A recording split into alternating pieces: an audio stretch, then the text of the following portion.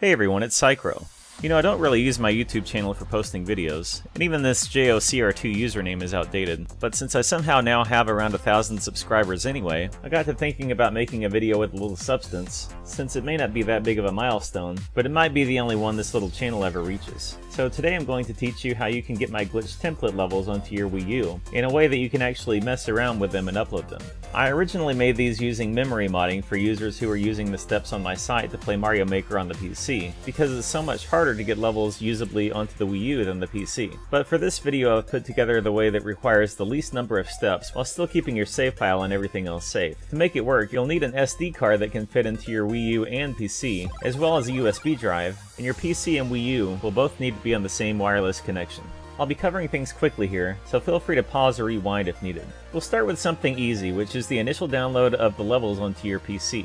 Go to this website, click the word filter on the left, and in the title, type glitch template and hit enter. 4 courses will come up, and you can download and unzip them all. This video will just show one being imported, but they can all be done at once. You can ignore these thumbnails which show sprites not in the game and link modified files, as they were only relevant to when these were planned for use on the PC, and you can't upload modified sprites within a level anyway. But I will show you how you can make your own custom thumbnails later in the video. Also, while you're on this website, you're welcome to search for maker Ninlove Psy and find 6 levels for me that you can add to your Wii U as well. Just make sure your core spot within the game has at least as many levels already in it as levels that you're planning to put in. Now let's get your SD card ready. Once it's in the computer, you'll need to format it for the Wii U. A program that worked for me is at the first link on the screen, but if your Windows can format with the FAT32 option, you could use that as well. This is how it opened up for me by default, showing the E drive, which is what my computer assigned the SD card to, and the option below that was also the default setting, although I've heard the 64 kilobyte option works as well. Once it's formatted, you'll need to put the folders from the second link into the SD card, such that when you open the SD card's drive, the first thing you see is a folder called Wii U.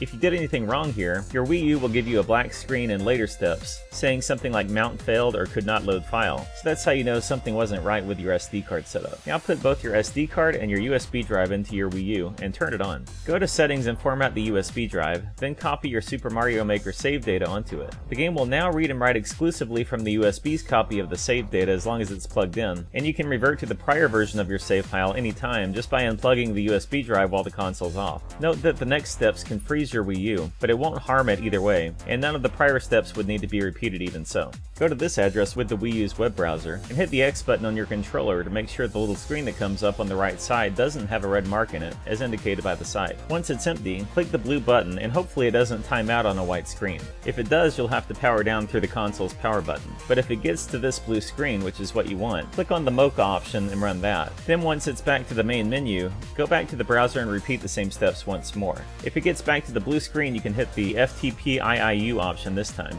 If you had to power down at any time, you'll need to start again from that first Wii U browser step, because both Mocha and FTP-IIU have to be run with no shutdowns in between. I'll have all the links from this video in the description, including alternate websites in case the one shown here freezes too often for you, but it should be the most reliable option. Anyway, once you get the screen on your Wii U showing it's listening, set down the Wii U controller and download WinSCP on your PC with this link. Use the IP address it shows on your Wii U as the host name, and the numbers after the colon as the port number. Click on Login, and if a username and password box come up, just hit OK. If you ran Mocha beforehand as instructed and you're not being blocked by your antivirus or anything, you'll now be connected properly to the Wii U. So go to this directory within it and go into a course folder. Select the unzipped glitch template level files from earlier and drag them over to upload. The files are getting replaced even if the date isn't changing on the right side, and you'll be able to see additional white text show up on your Wii U. You can repeat this in other folders with any other levels you downloaded, and if you make custom thumbnails later once your level is cleared and upload ready, you could put them in the same way, just uploading the 2 thumbnail files you create by themselves. Now you can home button out on your Wii U until you see the main menu again, but do not enter Mario Maker until you've turned off your Wii U first while on the home screen. While it's restarting, feel free to close WinSCP on your computer. And with this, you should be all set to enter Mario Maker as normal, and play around with the glitch template levels. Ideally, you'll never need to go through these steps again unless you're putting in custom thumbnails or something.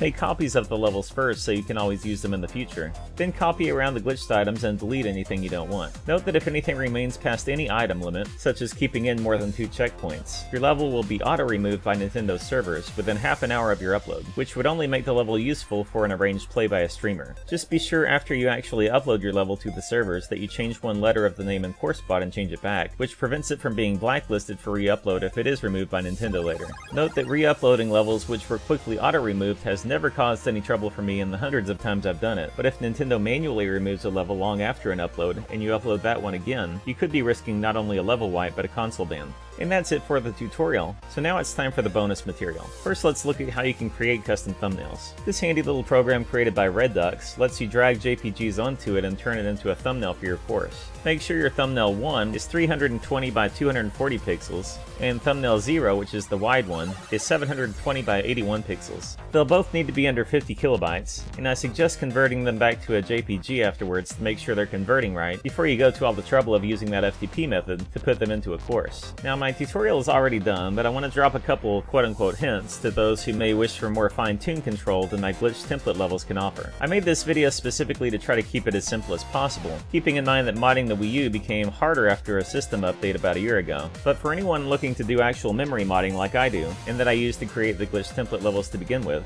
you'd need to first research a couple things on your own that require a large number of steps that weren't talked about in this video, including setting up usploit.hacks.guide, which does carry a slight risk of damage to your Wii U if you do it wrong, and accessing TCP Gecko from Lodin on your Wii U, along with running the associated program for it on PC. But for anyone willing to go through figuring out that much just with that little information given, I'm putting up the information about things like memory values, which I created all my memory modded levels with, and have shared with a couple of hardcore people like myself. Besides more fine-tuned control, it will let you upload a level you couldn't upload normally, for example if it was downloaded from someone for a collaboration project, or blacklisted due to being removed by Nintendo if you didn't take the steps to prevent the blacklisting. I'd also like to mention that back in that FTP program, there is a way to get around console bans with just one Wii U, by finding this one specific file and changing your serial number in it, but this basically makes your console start from square one as if it were formatted. If you do have to use this, you can download all your courses and re-upload them once you've entered Super Mario Maker again after setting up your controller and new account, so they could be active there. Of course, I hope no one gets banned, but it is a risk if you're keeping up your levels for more than a brief period.